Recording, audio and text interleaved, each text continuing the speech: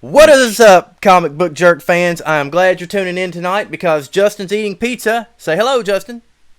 Hello, Justin. And yeah. And Brian, what are you doing? What are you doing tonight? Uh, I, I'm existing.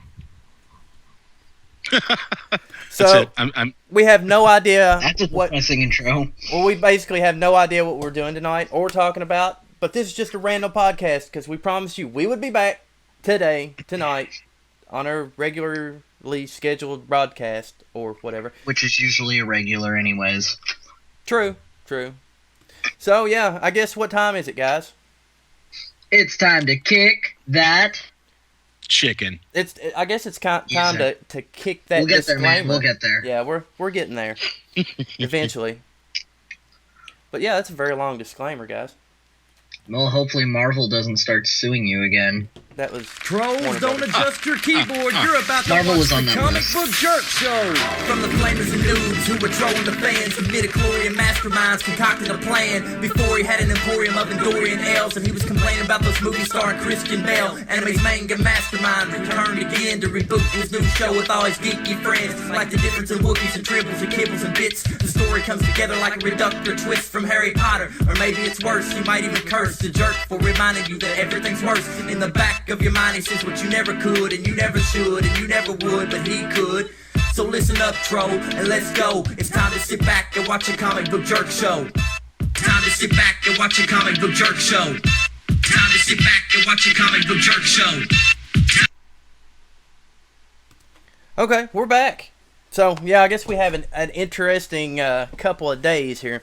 Now, you guys might not be aware, but our last podcast, which I honestly didn't really want to do because I kind of have a grudge against the San Diego Comic Convention, because basically months and months and months ago, as soon as they released, hey, it's time to put in your press passes and do this and that, I put in my application for the press passes for San Diego Comic Con for not only SnapPal.com, for comicbookmovie.com, for all these different media sources that I've wrote for over the years. I never heard a reply back. So when you guys was like, yeah, let's cover the San Diego Comic Con and all the trailers, I was like, man, the San Diego Comic Con right in its hole, you know what I'm saying?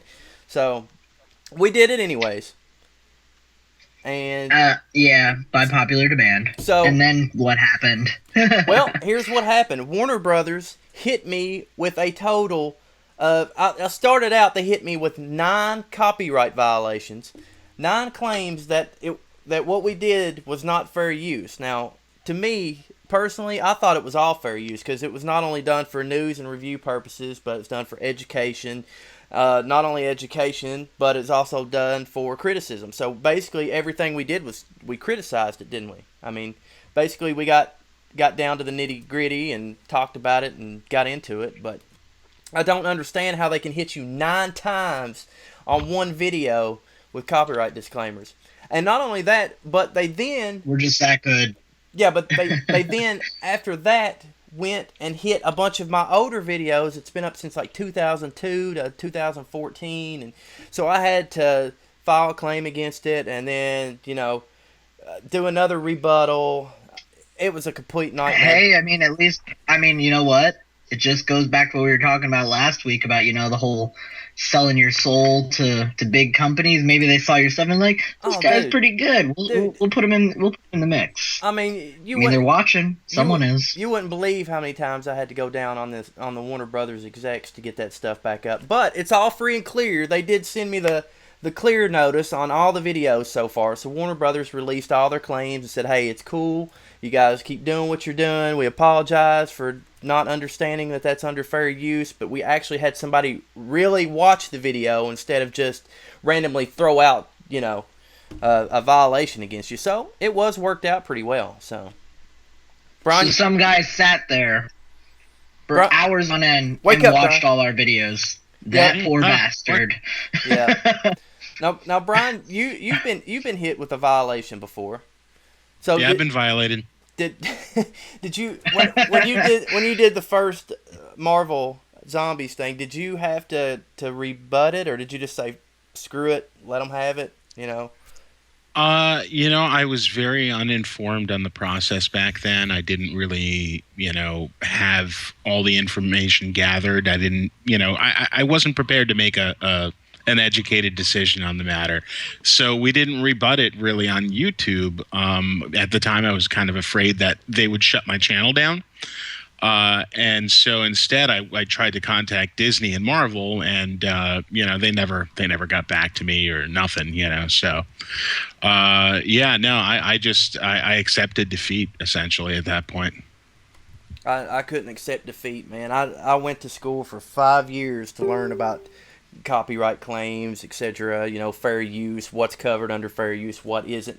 And what really struck me as interesting is they actually flagged one of my videos for not being fair use, that I had actual college administrators and people that's worked in the industry for years actually say, hey, this is under fair use, and this was like your final project for Morehead State University. And I even had to write that to my rebuttal. I'm like, hey, this has been certified by a lot of college professors and everything that it falls under the use of fair use. And it's not only that, it is educational use and is used for educational purposes. So it was, let me tell you, when you spend 2.5 days working on just copyright claims alone, that's when you know that you're doing something to get noticed. Even though the video that they hit the copyright claim for only had 24 views at the time, it's still, I guess it matters. I mean, now, were you hit directly by Warner Brothers, or were you hit by like one of these like third-party companies that it's their job to go out and file claims essentially? Directly hit by Warner Brothers, and Okay. Lionsgate hit me and Netflix hit me because I guess we used like 2 seconds of the Defenders logo.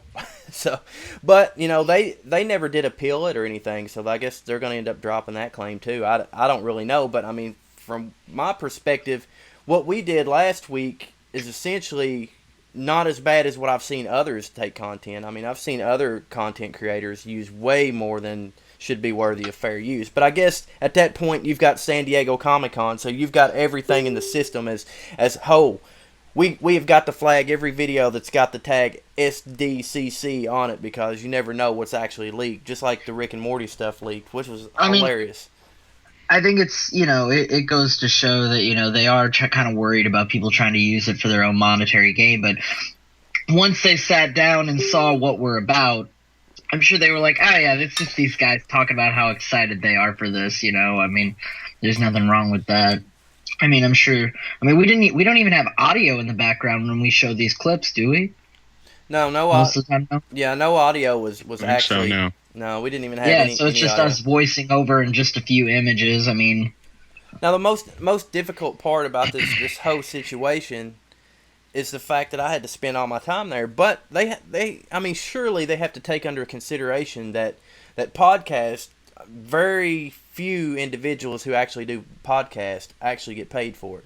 I mean, we're not getting sponsored by anybody. I mean, when I say that we are sponsored by, we're not really sponsored by. They don't give us merchandise or pay us or anything to do these shows. I mean, actually, it's cost me more money to do this. I mean, I'm paying for subscriptions to actually do this, to use the software, and I'm actually buying webcams, and, I'm actually spending more money than I'm actually making. And I mean, I guess it's kind of the same way with you, Brian. Like, when you're making your fan films, you're dishing out your own money to produce them. Even Kickstarter doesn't even help, No. I mean, you're doing it because you love doing this stuff, and if any money does come in, that's nice, but it's definitely not the goal.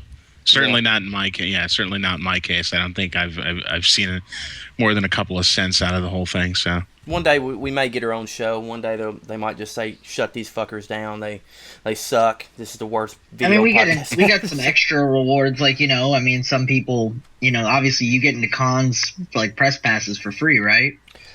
I can. A lot of the time? I can get in for free, but usually I have to write articles, and then I have to shoot videos, and then I have to do production work that normally people pay for, but I do for free. But I mean, you guys get sometimes you guys press. get invited to places to come because they know your name, right?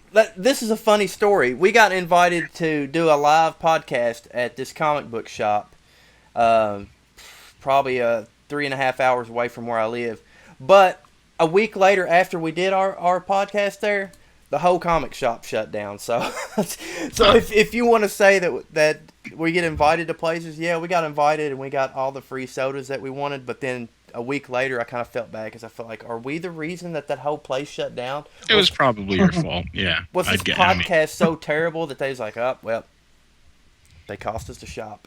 It's just like one of those farts that just clears an entire room, you know?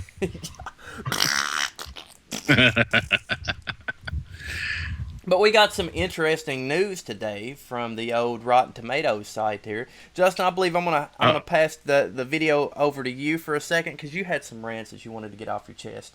It's hurting you, ain't it? You know what, man? I just do not like Rotten Tomatoes. I've never liked movie reviews to begin with. You know, honestly, I'm the type of guy who's like, I'll go to maybe 2 people of my friends who have seen a movie and ask for their honest opinion of it. I've never been a guy who's like, oh man, this new movie's coming out.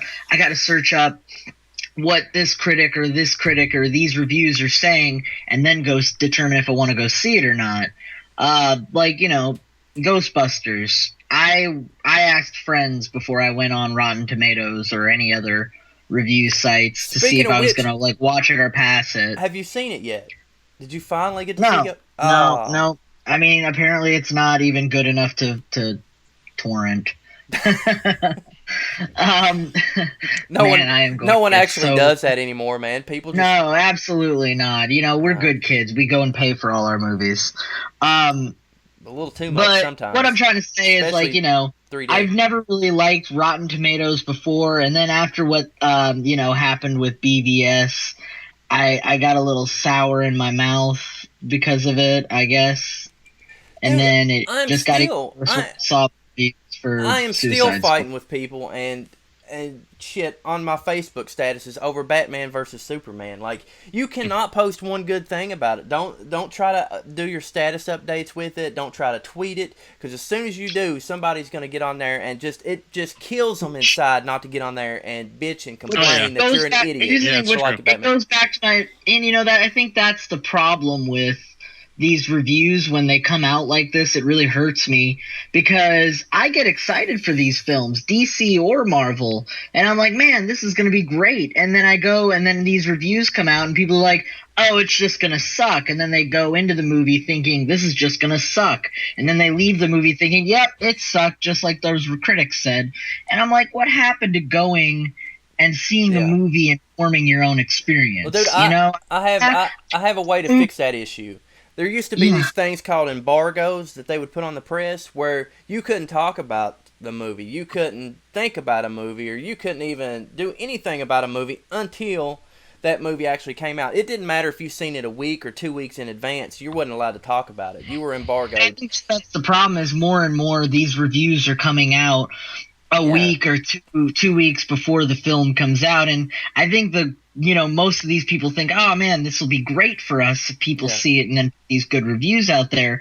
But I think honestly, more and more, it's just hurting films. And I'm not just DC, but other films as well have, been riddled by, these reviews have hurt films. And, like I said, it really skews, if you go into a movie and someone tells you, oh, that movie sucked, in the back of your mind, whether you're excited for it or not, you're going to be thinking, oh man, someone said that this sucked. Someone said that this sucked, And also, I mean, how can you tell me that Sharknado's got like a 90% and then Suicide Squad's sitting at a 31?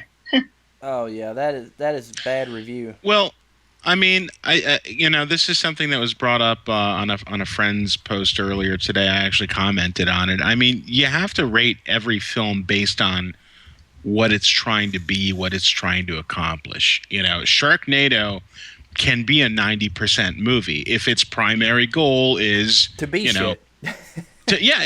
Well, not even to be shit, but to be fun shit and to be, a clever spin on like total B movie trash and, just reveling in its own ridiculousness and all that. I can understand how a movie like that can get a good rating. Same way somebody earlier said, well, how the hell can Spy Kids get a 90-something% rating and then, another really good film get a lower rating. And again, it's a matter of what the film's intended audience is. That's how a film is graded, and I don't think that's really accounted for in Rotten Tomatoes. It's just a percentage. It's not like, well, this movie is meant for this kind of person, and as that kind of movie, this is what we're rating it, or this is what the aggregate is. So I think that's a pretty major thing. And something else we were talking about earlier too is you shouldn't look at, that's why you shouldn't look at a general score and go, okay, I'm going to take this into a serious account, because you have to align yourself with the kind of critic or critics that you tend to agree with, and your opinion tends to be similar to. So it gets a little complicated, I think, and Rotten Tomatoes is being used the wrong way. It's just a number at the end of the day. I think that, like I was saying to someone else, Rotten Tomatoes is what to movies what Yelp is to restaurants. And I think a lot of people go in there and, just like Yelp, a lot of people want to go in there and rate on everything that they thought was terrible and leave out all the things that were good that it did. I mean, a lot of these reviews are like, well, they tried, but here's what was all crap about it, and not mention the good things. Maybe, I'd love to see a review that, pointed out, well, this was great. If you're a fan of this, then you'll love this. You don't see that too often. And I think that, maybe there should be a way that they can rate it so that both the pros and the cons are listed, and people can take that into account. Because too often, I think a lot of these views are, well, all of this sucked, and I left out all the things that were good. Well, here's what I like about it, dude. Like, with all these negative reviews, it takes me back to those old school days where if you liked comic books, you were made fun of, or you were treated like crap, or comic books aren't actual, novels, or they're not in the same category as Moby Dick, or any of the classics like Charles Dickens or anything like that. But now you're to the point where comic books are thought of as the foundation. Like these comic books are just as good as any novel or any classic. But now you've got that phase where if you like comic book movies, then there's something wrong with you. Like if you like comic book movies, there's too much like kid action going on, or they try to make comic book movies like for adults, and it doesn't work well. The problem with a lot of these people is you get a lot of critics though that criticize movies based on them being like Schindler's List, or something like that caliber, something that's classic movies, but they don't understand that these are comic book based movies. If you're not familiar with that material that came from the comic book, then you're not going to enjoy it as much as somebody that's a comic book fan that actually has read the material and actually knows what those little hints is. Like, who knew what the Robin suit meant in Batman vs. Superman that didn't read comics? Yeah, you know who Robin is, you know who Batman is. Of course, everybody does. But do you know the history behind Jason Todd and what happened to him? And do you want to go back? That's why we were saying, reviews should kind of take into consideration, who the intended audience is. And not every critic is the intended audience for every film. Like, some people just hate horror films, and you can put a really good horror film in front of a well-respected critic, and if they hate horror films, it's going to be a really tough sell regardless of the quality of the film.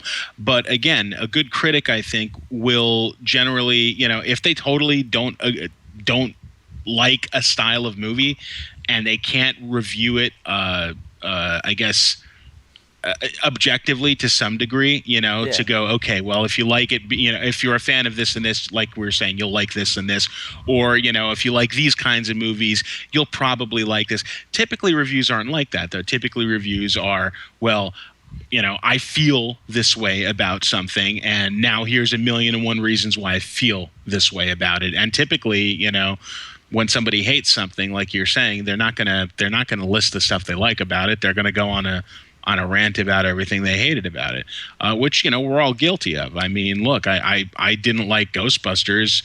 I actually, no, you know what? I'm not guilty of that. I pointed out it's the good things about it. Screw that. Few as they were. At any rate, reviews should definitely probably take that into consideration. And so should the people reading the reviews. which is why I was saying kind of align yourself more with critics that you agree with, on a regular basis, instead of looking at an aggregate score on a website. I mean, back in the day, you were talking like, in the 90s, the 80s and stuff like that, especially when I was growing up in the 90s, there was no such thing as the internet and freaking, finding an aggregate of all these hundreds and thousands of reviews. There was a movie is coming out. You saw a preview for it. That was your biggest clue to whether or not you would want to go see the film. And then like they would have these little pamphlets in theaters that gave you like a very brief explanation of each film, like these little glossy pamphlets that they would change out every couple of weeks when new movies came out. And, there would be a little rating next to it. Between that and your local newspaper, that was your guide. Like maybe you watched Siskel and Ebert, maybe you watched box art, man. If you found a movie with kick-ass box art, you were more inclined to rent that son of a bitch. You were more inclined to be like, I want to watch that, just because the box art in general. Well, back in the day, they were very aware of that. They made really kick-ass box art, and then you'd watch the movie, and it'd be like fucking shot on home video. Or like you were saying with the trailers, man, my first experience where I actually kind of get what you're saying is when you've got the beginning of Carnosaurs, which I talk about this several times in other podcasts and shit, but you got the beginning of Carnosaurs, but they had the first ever trailer for the Fantastic Four, and for 10, 15 years you're wondering, where the hell is this movie that they promised was coming out the summer of blah blah blah, where the hell is this movie? So for me, that was like, I mean, whenever I discovered it and actually found the Fantastic Four movie, there was a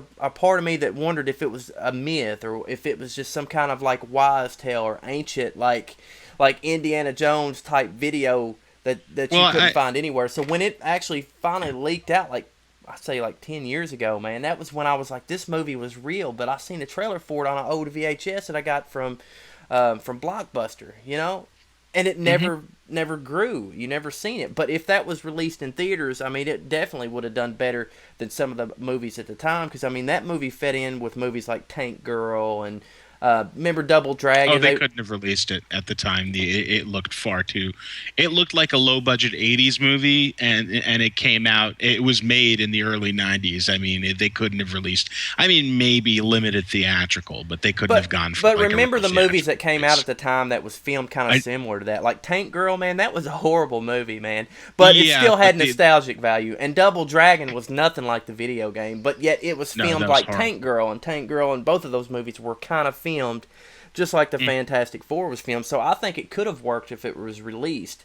I mean, it could have done something weird to the... I mean, it may not have made any money or anything, but it definitely would have been one of those movies you would have picked up at Blockbuster on the shelf. Oh, yeah. Well, that's freaking sure. Fantastic Four, And I mean, even to this day, like you can ask Mike and Ming. They've agreed that one of the best Fantastic Four movies is still Roger Corman's Fantastic Four over the other three that came out. So I mean, that's arguable. Yeah, that's true. I mean, if you go back and watch it and kind of put yourself in those times, like we had the Ninja Turtles, man, and they were just animatronic suits, but the Thing looked awesome in Roger Corman. I mean, even though they had a cheap, shitty budget, I mean, the costumes was spot on. Dr. Doom looked like Dr. Doom. The Thing looked like Thing. The Mo Man guy looked like the Mo Man guy. So the only thing that was out of place in the Roger Corman Fantastic Four was the cartoon Johnny Storm. When he turned into an actual cartoon, that was when it kind of went a little downhill. But right. We had that back in the day. We didn't have to. We had word of mouth and shit traveled like. There was word of mouth and movies were more. There was more of a sense of discovery with movies. Like again, you weren't relying on an aggregate of 1,000 critics out there from all walks of life who may or may not like the type of film that they're being forced to review. Which is why back in the day when somebody went and saw a movie because they like that kind of movie, and then they'd come back out and they'd talk to their friends and they'd talk to their friends, and it'd be like, okay, well, if you like this kind of movie, well, all my friends say it's a really good one. Let's go check that out. So, I mean, for sure that there's a lot more merit, I think, to that for sure. But like I said, I think people just need to like not look at the damn score, not really blame Rotten Tomatoes as much, and maybe just understand that, like you're saying, it's like a Yelp. You gotta just align yourself with critics that you usually trust. And then if those critics start flip-flopping on the kind of opinions that, you usually align with, then you can start to wonder if maybe like they're being disingenuous, which is another, an entirely other. Well, see, that's the thing. In our days, you had two movie reviews. You had Siskel's review and Ebert's review. And Siskel never really agreed with Ebert on most of the time. Like, Ebert would freaking stomp a movie, and Siskel would be like, I'm right there, I like the movie, I think that you're completely wrong. And you had those clashing times. And there wasn't a time that Siskel's like, well, I'm just going to quit because Ebert doesn't like the movie. I'm just not going to go see it because, hey, what's the point in seeing it? I mean... Right. And back in our day, we had that word of mouth. Like, you go to Blockbuster, you rent a movie, and you got a pamphlet. Just like you said, you get a little pamphlet you take home with you with your movies. And while you're rewinding your VHS, you could have just flipped through the guide and been like, next week I'm going to rent this, and next week I'm going to rent this, and circle it and check it off. I mean, you had that choice. Now it's just like there's so much media. There's a Netflix, and there's a Hulu, and there's a... I guess there's a new CISO or whatever, which is an all-comedy brand network. You've got all these subscription services. Where's the room anymore for any real feedback on whether or not you can like or dislike a movie without somebody else's influence? I mean, you don't see that type of stuff like every day. Like on Netflix doesn't say, hey, you're going to like this or you're going to hate this, or we're not going to put this on there because this amount of people on Rotten Tomatoes didn't like it. I mean, right. It's getting ridiculous to where we have to have a Yelp for movies. Like we have to You got to understand though, these days, like being a critic is I mean, not that it wasn't before, but it's so much exponentially more now. Being a critic is basically like being any other entertainment celebrity. You're trying to get the most amount of views or clicks or whatever it is to your channel, to your blog, whatever the case is. And at the end of the day, you're going to follow trend because going against the grain, is going to cost you money. It's going to, less people are going to be likely to look. If most of the major critics say one thing about a movie, right, and all of a sudden you're like, you're a critic, right? And you're like, oh, but I really don't agree with these guys. But if I don't agree with them, I'm going to be seen as some sort of like, contrarian, like bastard piece of shit or something like that. That goes back to my point that I think a lot of this is people jumping on a bandwagon, and in the back of their mind, whether they like this movie, whenever they like it or not, whether they like the movie or not, they've got there's just kind of the back of their mind, they're thinking of those other critics, and they're thinking, well, they didn't like it, so I shouldn't either. And I think that's not fair at all to the film. They're much more concerned, I think, at the end of the day with what's going to, what version of this review is going to give me the most views and clicks and earn me the most money as a working critic. And you're gonna, and at the end of the day, it's going to cost these people money if they don't agree with the masses. So they're going to go ahead and agree, or they're going to go ahead and do something totally the other way, which is where you get like all these like really nasty over the top reviews. And I've got a point for you here. The New York Post, man, they're always about shock value, and there was a Rotten Tomatoes score that I seen from a guy named I think it was Keith Smith from New York Post, I believe. But he's definitely one of those over the top people that says stuff just to get people to look at his reviews. Like he gave Deadpool a 1.5 out of 5, and also said that it's the type of movie that needs to be thrown in the garbage. Like, I mean, honestly, like any fan that knows anything about Deadpool can disagree with that completely. But sure. I mean, you're talking about the same publication that's purposely did 2 days in a row Donald Trump's nude wife, put her on the cover of a magazine. So right. You're talking about people they're that concerned love with shock value. And then then today his review today. What was it, Justin? Do you remember what the post was earlier today from the guy from Rotten Tomatoes?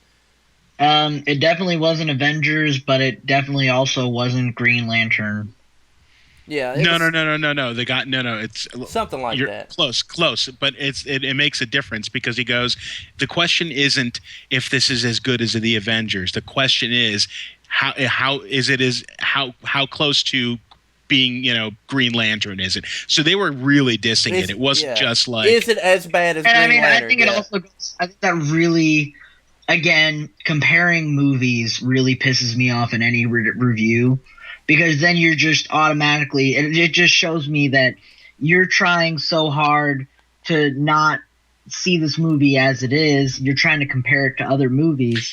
It's kind of like, but I mean, I don't go in watching Star Wars and think, man, that definitely wasn't anything like Star Trek. I just, I don't do that. And who does that? Do you, I just don't think that that's fair to compare it. Say, like, maybe the feelings that it gave you, it didn't give me the excited feeling that I got the first time I watched it, Age of Ultron. Just going in there saying, like, well, it wasn't like the Avengers at all. They didn't set it up like they did. They didn't build it like they did. The actors didn't act like they did. That's just not right, in my opinion. Well, see, I agree with you there, because, like, I don't know what it is about Star Wars The Force Awakens, but people trash it so much on the internet. It's like, this is everything you've been bitching and complaining about and that you wanted out of a Star Wars movie, but yet you're complaining about it, and you're saying, oh, the Phantom Menace is better and stuff like that. But that's what happens when you give people what they bitch about. Do not give people what they want. when I watch Star Wars, dude, I literally, for no reason at all, was feeling them feels that Justin was saying. And I even told Elliot Serrano in our last podcast that we did with him, Brian, that I cried, dude. Like, I could not stop crying because it was something so beautiful. It's something that I wanted for so many years, and it completely rewrote 3 terrible movies that was really sucked, that nobody even really wants to complain about because they're so terrible that there's no point in even complaining it because everybody agrees. But then you give us something so beautiful and so good that people want to find reasons to complain about it, when I thought it was a beautiful movie. There was no reason for people to be bashing it. I just don't think that anyone wants to give something 100% or a positive review. It's like, if we give it a good rating, people aren't going to take us seriously. I guess it goes back to that whole shock value thing. You want piss off because look at Marvel. I mean, look at Civil War. Before that movie ever came out, they were putting up reviews a couple of weeks ahead of time, and they were absolutely glowing. And I still stick to my guns that it's a fairly mediocre film. And the reviews really pumped it up to be something that it wasn't. I think it goes both ways, If you pump it up to a terrible movie, then people are going to think it's a terrible movie. I mean, same thing. If you pump it up to be a great movie, it's like BVS. The theatrical cut was not perfect, and I can see why a lot of people may not have liked it. But I think that, going in and saying that it was the worst film that ever existed, or that Zack Snyder should never be allowed to make another movie again because of that film. I mean, if anyone saw the director's cut, you'd know that this was totally not on him. It was on WB for cutting it the way they did. Now, and I mean, there's still some stupid stuff in there, but it's a really good movie. Yes, now, but it's much more worked out than the theatrical cut was. Yeah, it's a very good film in its current state. Yeah. Before we jump into the whole studios getting involved in the filmmakers thing, here's something I want to point out that Brian kind of touched base on, but I want to kind of put a little stamp on what I think it is. There's a point with these movies whenever they come out that I like to call the Midas touch. Now, the Midas touch is where, you touch everything and it turns to gold. Now, Marvel has a way of working this in, where they do fan screenings, where they screen these movies 2 or 3 weeks in advance, and they give everybody free tickets to it. Now, are you more inclined to love a movie and enjoy a movie when that movie is completely free, and you're also getting the exclusive rights to see that movie 2 or 3 weeks in advance before anybody? I mean, that's something that people are doing that Marvel's been doing since the first Avengers came out. Like, I went all the way to Chicago to see the Avengers for free because they gave me free fan passes. It's not only that. You're also seeing it in a theater, guaranteed, filled with people who want to like the movie. So it's going to play that much better. And a theater experience is much different from a home experience. When you have a theater filled with 300 people cheering at all the right moments, it's going to energize you, and you're going to enjoy the film that much more. It's like a sporting event. This brings me to a point, man. this brings me to another podcast that I was listening to that I had to stop because they got into spoilers. They said, stop this if you don't want to have Suicide Squad spoilers.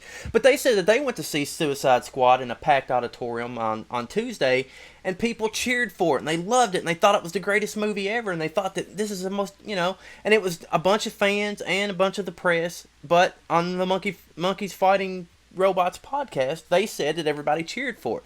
So there's that nostalgia value that you have because they're seeing the movie early, and people do get that feeling that they're getting the exclusiveness of it, and they're getting to enjoy it before anybody. And I'm sure those fans, not all of those fans are going to be people that are reviewers or going on to Rotten Tomatoes. Most people just want to enjoy a film, go home, tell their friends about it. But it's different whenever people go on to Rotten Tomatoes, because it's like, I just want to watch this movie just so I can bash it. I don't care, whether it's good or bad, I'm going to bash it. That goes back to me saying that most of the time those reviews, they only put the bad stuff, and I do not think that that's fair in any review. I mean, every review should have a balance, no movie is perfect. But there are, even Brian could find one redeeming factor from Ghostbusters. If that's the case, I think that everyone can find at least one redeeming factor from a movie, no matter what. The 3D. It was amazing. If it's something as simple as that, just point that out. Hey, this movie, in my opinion, wasn't great, but here's some good stuff. If you like this, you might like this movie. Wanted, that movie, I didn't really care for that movie, but the special effects and stunt driving were amazing. So I love Wanted. What was you saying, Brian?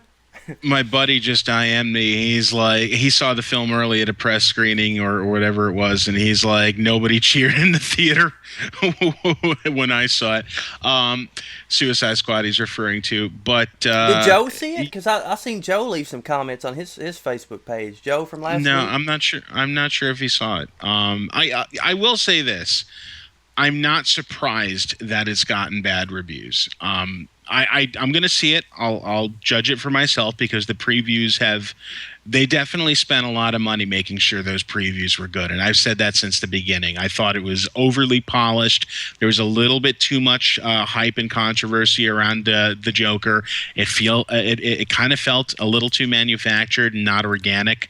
Like they were shoving this amazing performance in our face, like, oh, you're never going to believe how amazing this is. Like they've been really shoving it down. That's how it's supposed to be for trailers. I understand. That is supposed to be. But and Ghostbusters did the opposite. They shit all over it in the trailers and didn't provide us with any trailers. Like, at least watching the trailers. Well, they didn't have anything good to show. They didn't have anything good to show with Ghostbusters. If you've seen the movie, there's not much else that they could put in there that's going to sell you.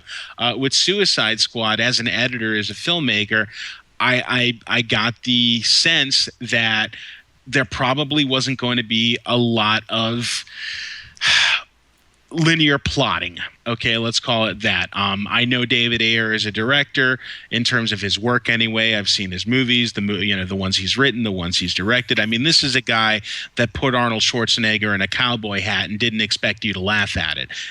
So just, putting things into perspective, I personally didn't have faith in this movie from the word go as soon as they attached the director. Now, like I said, I'll see it. I'll judge it for myself. But in this case, the reviews don't surprise me. That said, because all the reviews are negative, I'm almost expecting to be surprised by it because lately I haven't agreed with... Kevin Smith loved it. He said it was a beautiful and magnificent film, and he's my go-to fanboy. He also hated Batman versus Superman, but yet now he's to the point where he's watched it 9-something times on the Ultimate Edition. And just like I am, I kind of feel like each time I watch that movie, it's like Lord of the Rings. I find something more I like about that movie, and more of it makes sense. That's the same each for me. time you watch the movie. I've watched it 4 times already, and every time I find a little bit more that I like, and a little bit more that I was like, hey, that makes it a lot better than it did before, so... 4 times, dude? That's an entire day. I didn't say in a row. Oh, okay. I've watched it 4 times. That's still an entire day. So if you think about your life, it's gone. But if you look at me, dude, you do not have any idea how many times I've watched the Lord of the Rings extended cuts, man. Like back to back for 3 or 4 days straight, leaving it on repeat. Marathoning it. I'm telling you, dude. That is one of those things.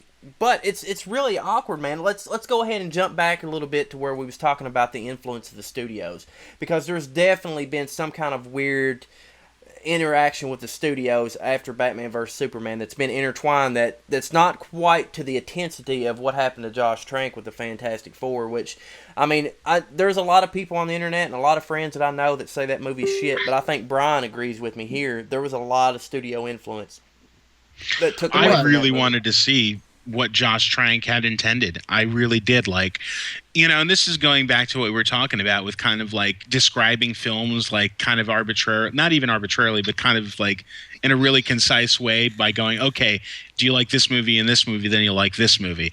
Fantastic Four, when I saw the original teaser and trailer, the new one that came out just a year or two ago, that is, I got this serious like David Cronenberg, The Fly meets Fantastic Four. And I was like, dude, I totally see what you're going for. I'm fucking down with it. This looked awesome to me. And again, taking into consideration his prior work, what was the name of his film before that? With the Chronicle. Thank you. Love that movie. Chronicle is fucking awesome. You can argue that was Max Landis's hand that made that great. Some people make that argument that it wasn't dark the director. as fuck though, man. Chronicle to me was like the ending. It kind of turned me off, but it's like dark comedies, like the movie Super, man. I think it was one of those movies where it was fun and then it started to get really dark. Yeah, it's like a dark comedy.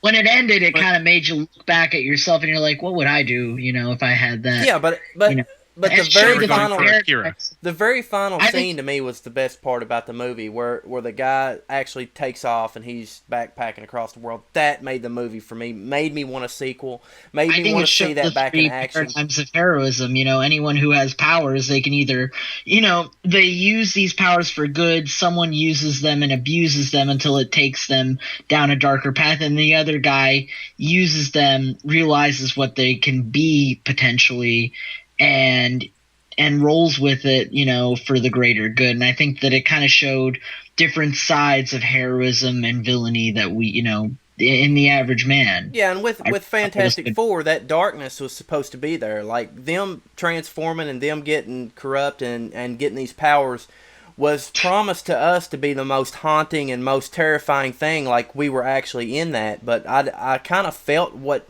Josh Trank was going for with that, but it felt like they took it away from him. Like, they took all of this amazing shit away from him and got rid of it. Like, the scenes that were in the trailer were no longer in the movie, and that really... I think Fox has that issue, too, with a lot of their film. I mean, they cut Deadpool's budget by almost, I want to say, 7 or 8 million, because they just didn't think that, they didn't have as much faith in it as their other projects at the moment. But you look at the directors for that. The directors for that was promised so much more money to make a sequel, and it's like, no, we don't need no more money. You cut our budget to this, and we made an amazing movie.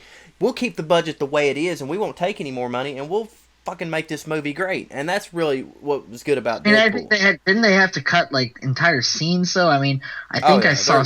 And Reynolds, that there was like going to be a whole motorcycle sequence. You know what the formula is, guys? I'll make it real simple for you, okay? If a movie is not vanilla and can't play to everyone, the studio gets worried. They get worried about their investment, and they hop in and they tinker with it to make it as vanilla as possible so that everyone can digest it. Movies aren't made for particular audiences anymore. Josh Trank, his sin was thinking that he could make a comic book movie for David Cronenberg and horror sci-fi fans. Fuck that. Fox was like, nope, you know what? We thought that was a good idea. We're getting cold feet. This needs to be a commercial vanilla piece of shit, just like, I'm sorry to say it, most Marvel movies. I gotta say it, guys. I think Marvel has really pissed in the pool for everyone. I think they've ruined movies. And here's my argument. They've made every movie so just bland and vanilla, right? Every Marvel movie is the same shit over and over again. Adults can sort of enjoy it. Comic book fans can enjoy it, and kids can enjoy it. That's the formula. And the problem with that is because that's making money, all these other films that are trying to take chances and trying to be different, right? They're just getting destroyed by the studios because the studios are getting cold feet, and for good reason. You know why? Ow. Because audiences are too stupid to realize that different movies are meant for different demographics. Today's society thinks that everything has to be good for everyone all the time. Oh, what? You brought gum to class? Do you have enough for everyone? No, get out. It's like ridiculous. Go It's to like, the store, buy some gum, goddammit. Maybe this flavor gum I have is only for me and my buddy here because I know we enjoy it, and Zebra it's gum. not here. You remember the zebra gum? I'm sorry, but you know what? Only If for you. studios had a little more balls, they would have let Fantastic Four come out the way it was, and we probably would have had at the very least, a very interesting movie. And I'm really fucking pissed off that a solid talent like Josh Trank had his ego and his pride hurt so much. Run into the fucking ground, dude. Like, Dude, I haven't even this heard guy from had him. his pride hurt so much that he went on the internet, took a long career that would have been ahead of him, and pissed it all away just for his pride, so that he could say, "Fuck this! This is not the movie I made." Lost and you know Star what? Wars and everything.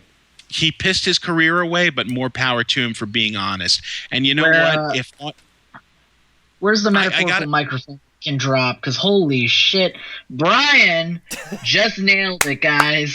He just nailed it. Fucking let you fucking direct a movie. It's true, though. These movies are bad because of you, the audience. It is. No, exactly. No, you're saying exactly what I have been trying to say for a long time. I think Marvel has spoiled us to the fact, not even spoiled, I think, like I said with you, I've said for a long time, they've spoiled a lot of fans with making everything so cut and dry and vanilla.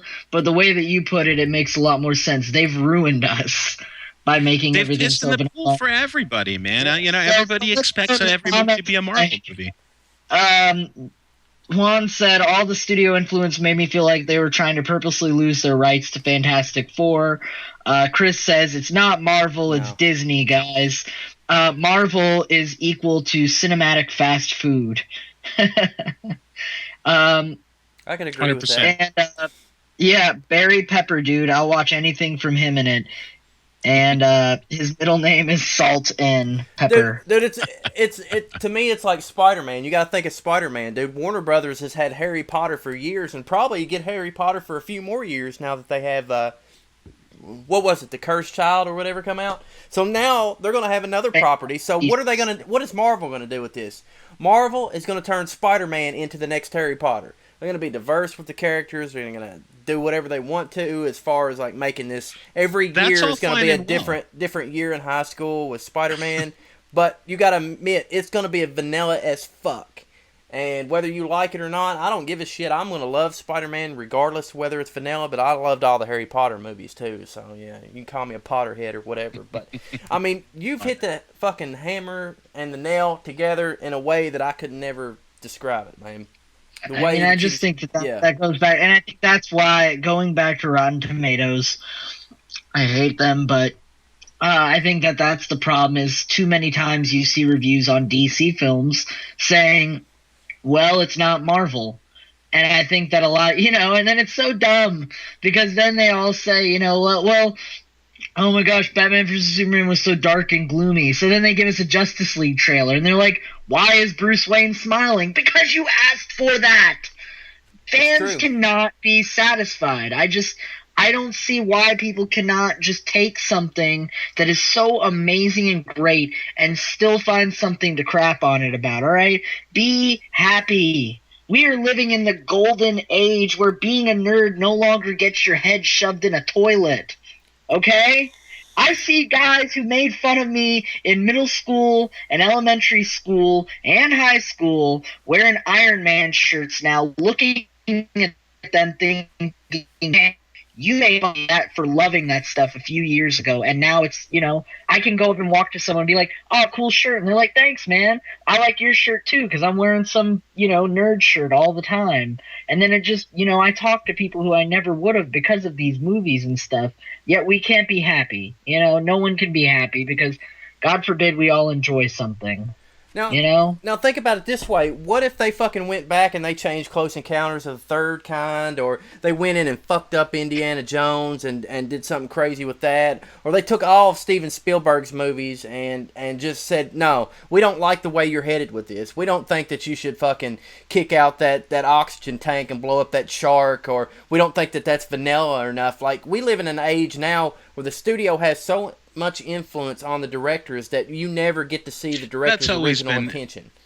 I think that's always been the case, but I think because there was so much less marketing and so much less transparency, fans and just regular people on the internet didn't have as much of a voice, as much to complain about. So at the end of the day, back then, they'd screen a film, halfway through, get a gauge from the audience, and then the director, along with the studio, would kind of, course correct if they need to based on that. Now, movies are held hostage by the screaming fans and the screaming masses, and the fucking studios are like, oh shit, it's not vanilla enough. Quick, throw it in the vanilla machine. This is exactly why these big studios are hiring these fucking underdeveloped directors to do their movies. Yeah, because they can beat them around. Yeah, it's just like they'll fucking beat them. You wouldn't see them fucking approaching James Cameron and like do this movie, or Steven Spielberg, or hell, you don't even fucking approach George Lucas and tell him what to do in his movies now.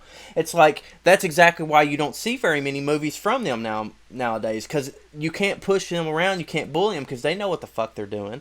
So you're not going to be able to be like, hey, we're going to get you to direct this. Well, that's why they don't do any of these movies.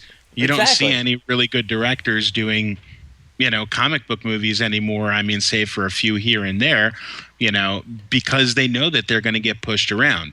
Just like the Russo brothers. They pretty much let the Russo brothers take over the Marvel Cinematic Universe because, for one, they're probably cheap. For two, they let them get bullied around. And for three, any kind of changes that Marvel wants to make, they're like, yeah, sure, we don't give a shit.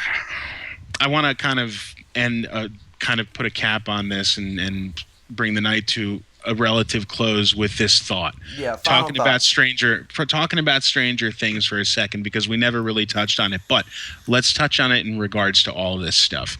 Look at how Stranger Things spread. It wasn't a marketing, blast. They didn't spend millions and millions of dollars pushing this. It was very light on the marketing end. And what happened?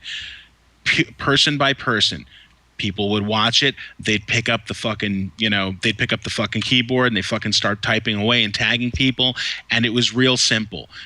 9 out of 10 people said this: hey, do you like E.T.? Do you like Steven Spielberg movies? Do you like Stephen King books? Yes? Okay, you're going to love this. And that's how it spread. It was so simple. It was such a simple sell. Honestly, I hadn't even heard of that they were making this until I turned on my Netflix, and it's like, coming soon, Stranger Things. And I'm like, what's this? I see the one little teaser trailer that's like a minute long, and I'm like, I'll just add that to my list and see if I like this or not. I bypassed it and wasn't even going to watch it, and I seen Brian's fucking thoughts about it. I'm like, come on, man, it can't be that fucking good. And I stayed up for the entire time binge watching it till 6 o'clock in the fucking morning. I'm like, I'm on the final episode. I could finish it now, or I can get some sleep and go to work. Things like Stranger Things just go to show that, people still want unique, and they want different, and they want stuff that isn't vanilla. They want something that's meant for them specifically. Like, there's an entire generation of us. And Hulu originals, because you don't have to watch it if you don't want to, but they make it geared towards the people who will. I don't like BoJack Horseman. I've tried watching a few episodes and I hate it. My friend loves it, watches every episode as soon as it comes out, and I'm like, good for you, man. I'm like, do you want to watch Stranger Things? He's like, no, I'm not really into horror. And I'm like, okay, do you like sci-fi? No, not really. Okay. You don't have to watch it, but you're missing out. It's so rare that a project, a film, a show, what have you, goes for and understands its audience so clearly, and then relies on that audience to spread it. and to make it work. And that's what happened here. They weren't aiming for everyone. They were aiming for a specific demographic, a specific audience, and they fucking nailed it. And that's what's beautiful about it. That's what's beautiful about it. You know, when you share that with a friend, or you share that with somebody that you know will like it, it's this great feeling. And I'll drink to that. And that's what's missing these days, man.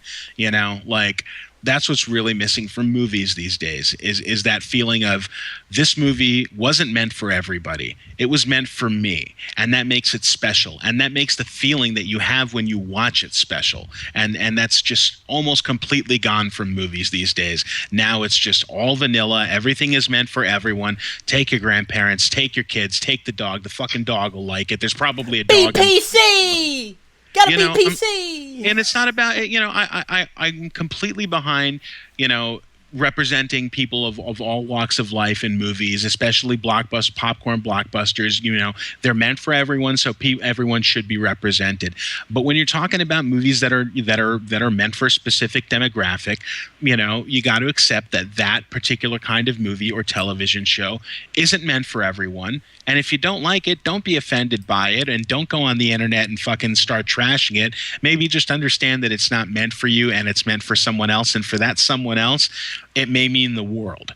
And, you know, coming back to Suicide Squad, maybe it's great. Maybe it's meant for a very specific audience, and it's not meant for anybody else. Who knows? We got to go see it to figure it out, you know? I mean... Hey, Brian. Hey, Brian. Hey, Aaron. What if it sucks? Well, then it sucks. That's your opinion. Yeah, that's your opinion. Do you remember the end of Fanboys? We'll wrap up the podcast now, but you remember the end of Fanboys? What if it sucks? That's right. That's what you fans got to look forward to next week. What the if Phantom Menace? That's right. What if it sucks?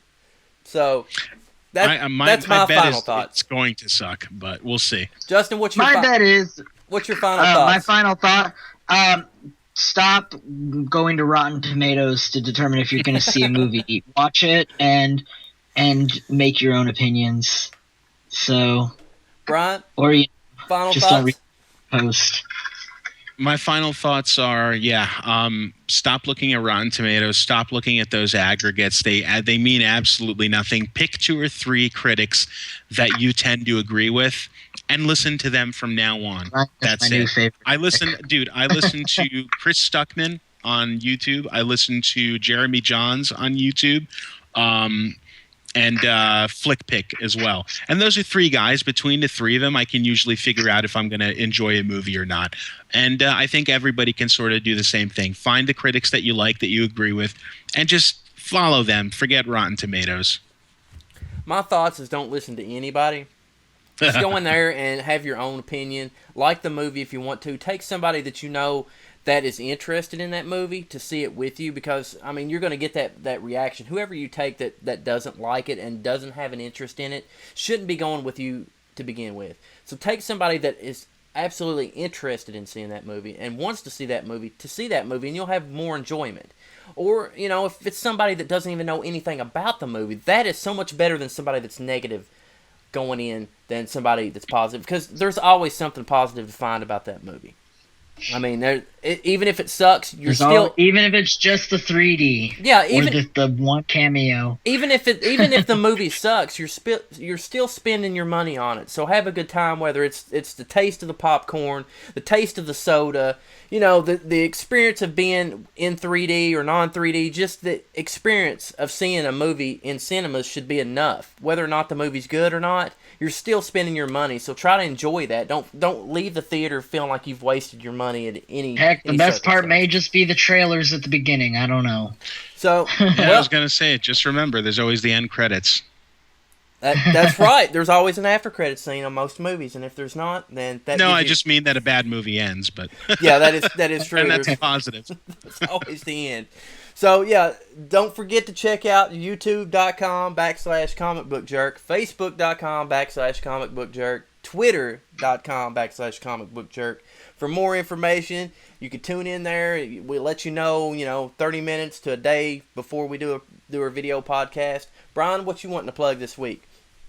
Plug. I guess my usual shit. YouTube.com/WTFLOL82. Facebook.com/WTFLOL YouTube. And you can harass me personally at Brosenthal82 on Twitter. Justin, what you got for us to plug this week? Noena's Nonsense. That's a Facebook page. How do you find my that? fiance runs. What's the URL? Just go to Facebook and search NOENA' Nonsense, and it should be the page that pops up. Also, Team Mystic. All right, and that's all. Next week, right? We got to announce the winners of the contest. Do we ever do that? Oh, yeah. Next week we'll be announcing the winners. The winners have been notified, but I'm sorry there's been a delay on sending your stuff out from my side. I don't know if Brian sent out his stuff. Have you sent out your DVD yet? I'm a lazy bastard. We're both lazy bastards. But that'll be coming next week, and then next week with a Suicide Squad review, right? Yeah, next week we'll also be doing a Suicide Squad review and possibly be giving more stuff away next week when we announce the winners. So tune in. So Justin, Brian, what time is it? Time for that. Time to kick that. That really long disclaimer that talks about the broadcast. Disclaimer: the following broadcast should follow the provisions and sanctions of 106 SA with the fair use of copyright work, including such as productions of copies or photogenics or any other means specified by sections and purposes. Oh, you almost got it, dude. This is my favorite. I almost got it. I was 2 lines away. This is my favorite part of the podcast, talking over top of the exit music here. It's kind of like wrapping it all up, right? So Brian, wrapping it all up. So Brian, are you going to see Suicide Squad? Is it in 3D? Do we know? I'm definitely going to see Suicide Squad, and here's why. Because I bought Watchmen, the director's cut on Blu-ray, and I got $8 off Suicide Squad. So being the good Jew that I am definitely going to get my discounted Suicide Squad tickets and see it. Well, I'm going to see that, and I'm definitely going to see Star Trek. Did you get the director's cut or ultimate cut? Director's cut. The ultimate cut was they didn't have that deal going on, so. Yeah. I bought the ultimate cut last week. That is personally the only way that I ever want to watch Watchmen again. It was so good.